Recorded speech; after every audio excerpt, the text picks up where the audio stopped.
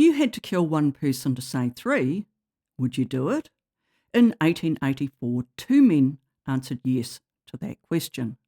But what happened next wasn't just about survival. It was about control, about a court that didn't trust a jury, didn't trust public morality, and quietly bent its own processes to make sure a conviction happened. This is a story of a judge who fed compassion, and it's about a legal system that is willing to sideline the community's conscience. Today we're looking at a procedural weapon most people have never heard about: a special verdict. A device that can secure a result a jury might never choose on its own. This is the case of Dudley and Stephens, a cornerstone of criminal law, and a case that still forces us into a nightmarish question. What happens when survival collides with morality? The legal rule for this case still stands. It's taught in law schools around the world, and Lord Coleridge's reasoning still shapes modern criminal responsibility.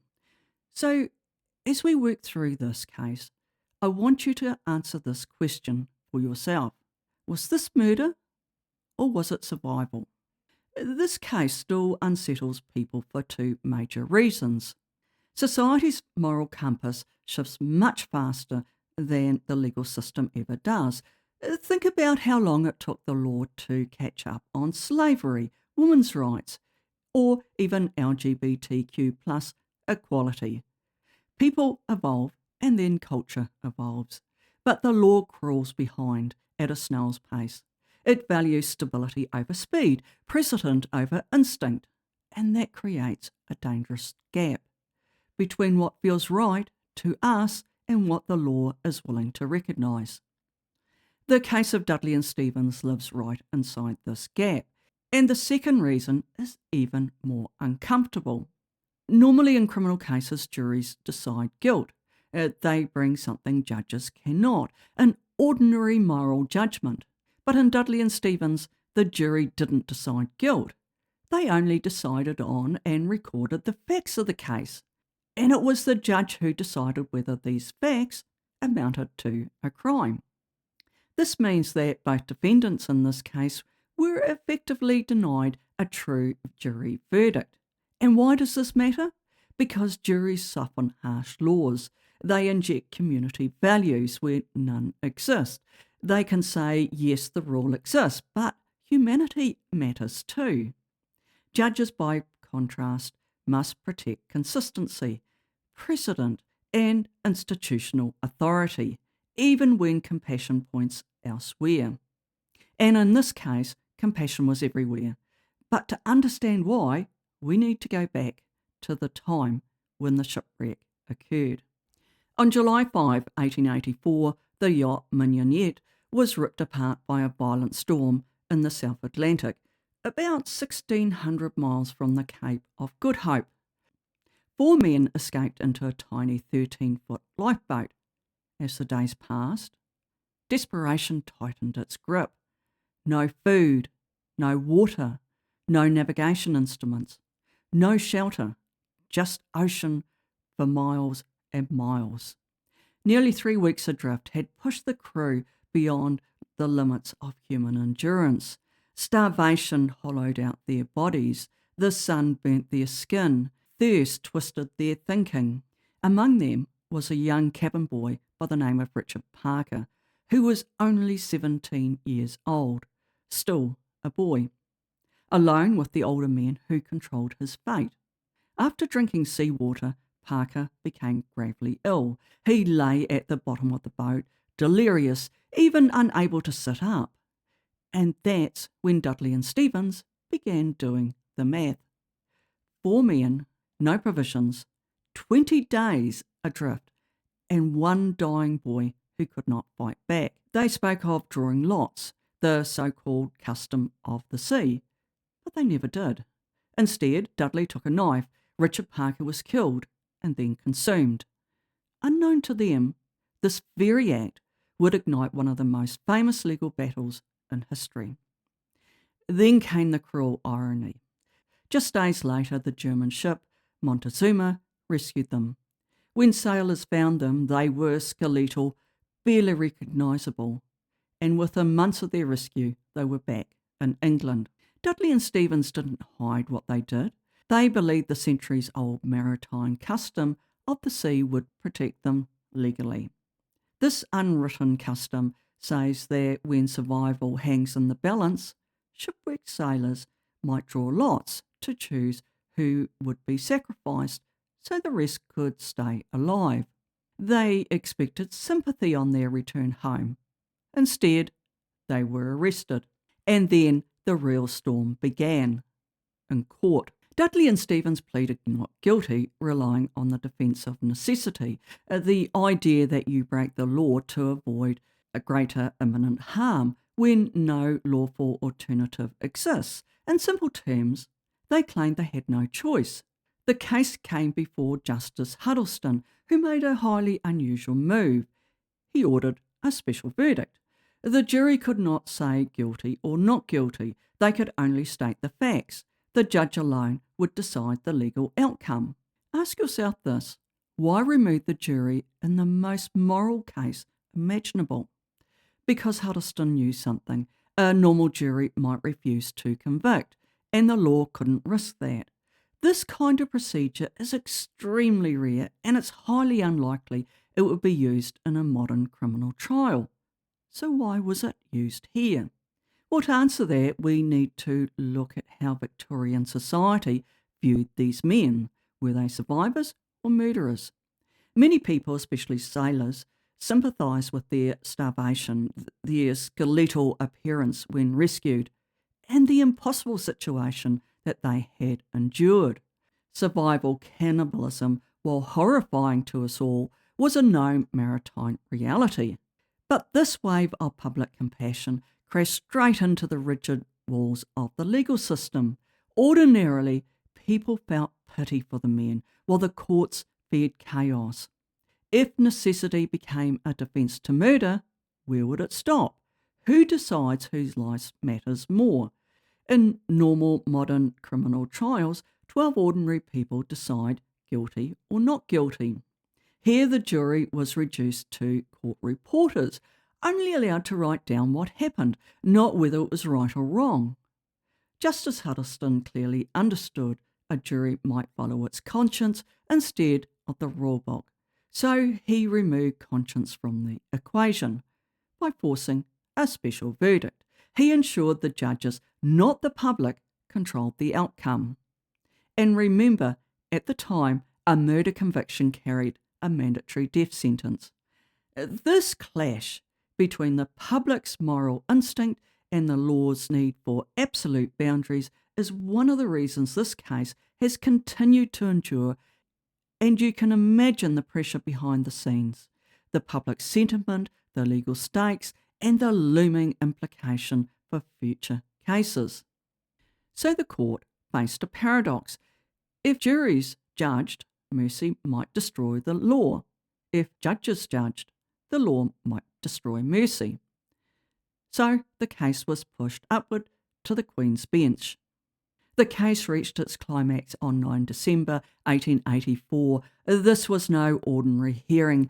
It was the moment where the very boundaries of the law were about to be redrawn. Lord Chief Justice Coleridge delivered the ruling, and the court was unanimous. Necessity is never a defence to murder. Their reasoning was cold but clear. Human life was invaluable. Allowing killing for survival creates a dangerous precedent. No one may choose who deserves to die. Dudley and Stephens were both convicted of murder and sentenced to hang. The message was absolute.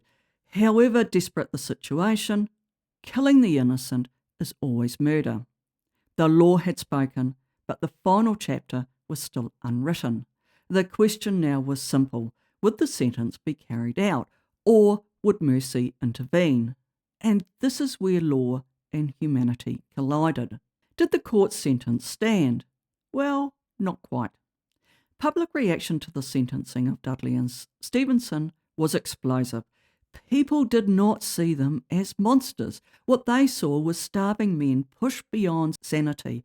The wave of compassion combined with the recognition of their extraordinary circumstances sparked a rapid appeal for mercy. So mercy intervened, but not from the courts, but from the Crown. Through the royal prerogative of mercy, their death sentences were commuted to just 6 months' imprisonment. Legally guilty, morally complicated. It was quite an omission. The law had spoken, but it was the public conscience, shaped by compassion, that ultimately answered the question. This case survives because it simply refuses to be simple. Let's look at 5 moral tensions it exposes. From a utilitarian perspective, the right action is the one that produces the greatest good for the greatest number. By sacrificing one person, someone already close to death, they believed they were preserving 3 lives. They even argued that in this case, their survival mattered more because they had families waiting at home, while Parker was an orphan with no dependents. But the deontological ethics rejected this logical calculation. Some actions, like killing an innocent person, are morally forbidden, no matter the outcome. Lord Coleridge captured it powerfully when he warned the absolute divorce of law from morality would be a fatal consequence. Here the court embraced the duty over numbers, but ask yourself this: when survival is on the line, should morality be guided by the numbers we can save, or by the unbreakable duty not to harm an innocent person, even if refusing to act means more lives are lost? Another strand of this moral argument says survival is natural and universal, that when death is certain, a person is morally justified in doing whatever is necessary to save their own life. In their view, the law of nature overrides the written law. Survival comes first, whereas the sanctity of life says no. One gets to assign value to another human being. Every human life has an equal and immeasurable value, no matter the circumstances. Arguing against self-preservation, the law is simply allowing one person to decide whose life is worth more. It opens the door to a terrifying precedent, one where the strong are legally permitted to prey on the weak, and Parker was the weakest of them all. One of the most troubling aspects of this case was there was no fair or impartial method used to choose the victim. Dudley and Stephens selected Parker simply because he was the youngest and weakest, and the most likely to die first. In moral terms, this wasn't a lottery. It was a decision made by the strong at the expense of the vulnerable. This isn't fate, that's authority. The court feared that if necessity was accepted as a defence, it would allow individuals to become judges in their own cause, choosing who lives and who dies based on their own fear, hunger and desperation. That kind of subjective authority, the judges argued, would be far too dangerous to permit. So, having said that, would a lottery or so-called custom of the sea have helped the men to make a rational decision? Well, some argue that everyone consents to a fair game of chance. The resulting sacrifice becomes a kind of mutual agreement rather than an act of murder. On this view, the lottery transforms the killing into a tragic but collective sanctioned decision. The court rejected it outright, calling it a strange ground, and the court said it cannot make the killing of an innocent person morally or legally acceptable. The random draw does not erase the fundamental wrongness of taking a life. So can we truly condemn people for doing what almost anyone might do when pushed to the edge of madness by starvation? When survival instincts take over, does moral responsibility shift or even collapse? Legally, yes.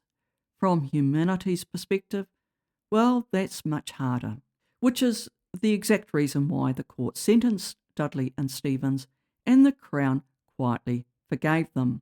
By Dudley and Stephens being found guilty and sentenced to death, the courts preserved the integrity and certainty of the law, but almost immediately the Crown stepped in and commuted their sentences to just 6 months. It was a quiet acknowledgement that while the act was undeniably a crime in the eyes of the law, the circumstances demanded compassion.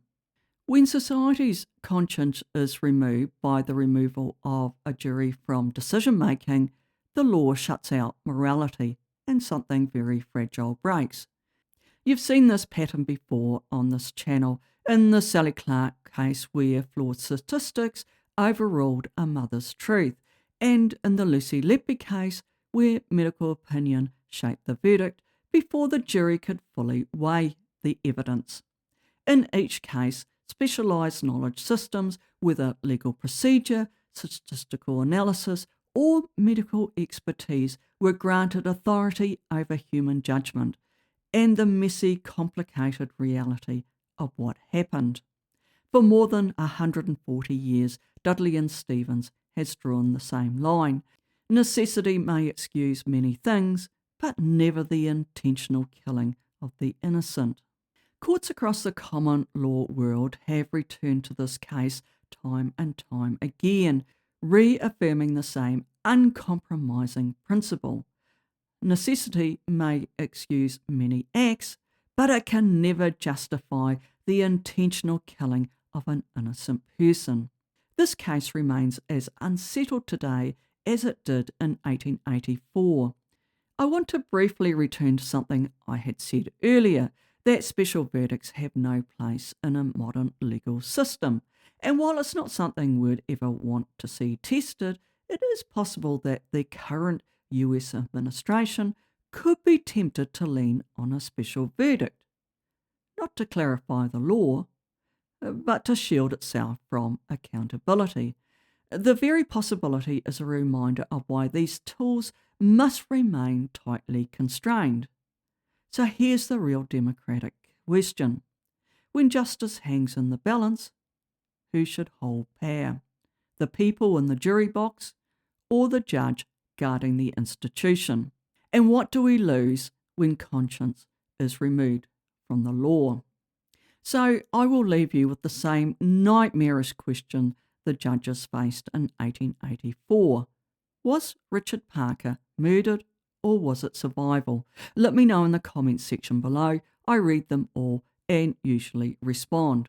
And if you value analysis over sensationalism, hit the like and subscribe button. It helps keep complex legal scrutiny in the public eye. Next time we'll stay with the law of necessity, but this time we'll look at one of the rare moments courts actually accepted it, a case involving medicine, morality, and life itself. Until next time, take care, and I'll see you in the next video.